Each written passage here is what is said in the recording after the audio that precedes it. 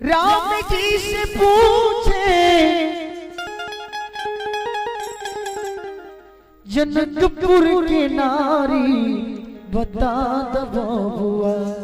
जय हो हो बता दो बबुआ। लोगवा देत काहे गाली बता दो बबुआ। लोगवा देत काहे गाली बता दो बबुआ। लोगवा देत काहे गाली बता दो बबुआ। राम जी से पूछे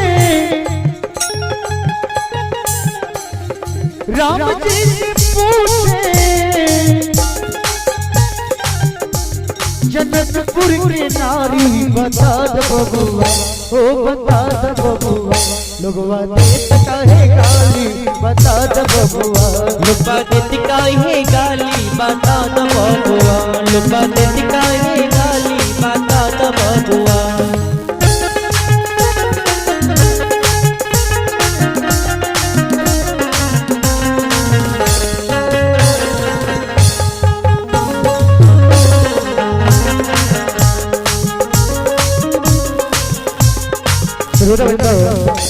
राम जी से जनकपुर के सब नारी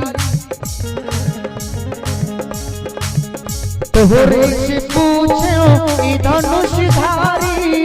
है से पूछे चूहे धनुषधारी। तोहरे से पूछो ई धनुषधारी।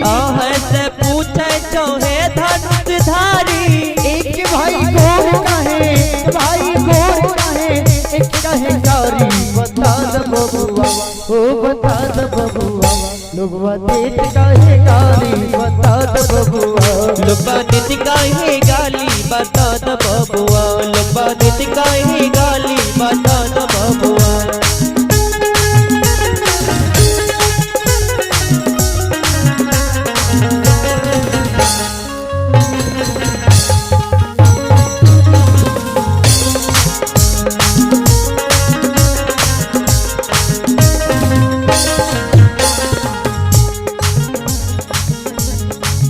बूढ़ा बाबा के पकल पकल दाढ़ी। बूढ़ा बाबा के पकल पकल दाढ़ी। बूढ़ा बाबा के पकल पकल दाढ़ी। बूढ़ा बाबा के पकल पकल दाढ़ी। देखने में पातर हो देखने में पातर खाए भरी थारी बता दो बबुआ।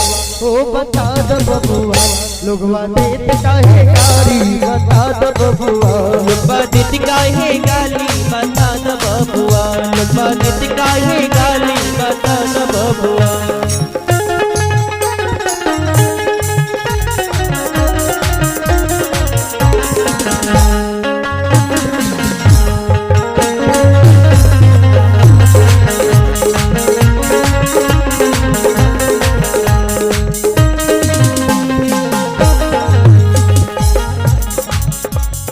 राजा दशरथ जी किलन बड़ा होशियारी। राजा दशरथ जी न कैले होशियारी। राजा दशरथ जी किलन होशियारी। राजा दशरथ जी न कैले होशियारी।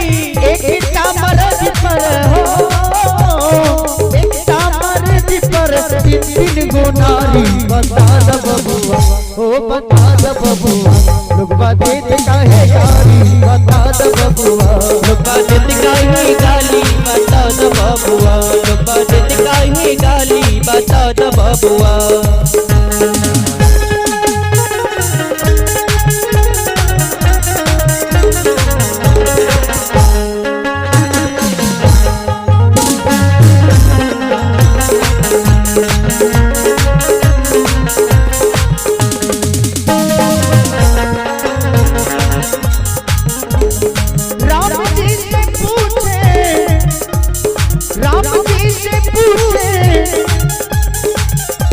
जनकपुर के नारी बता दो बबुआ।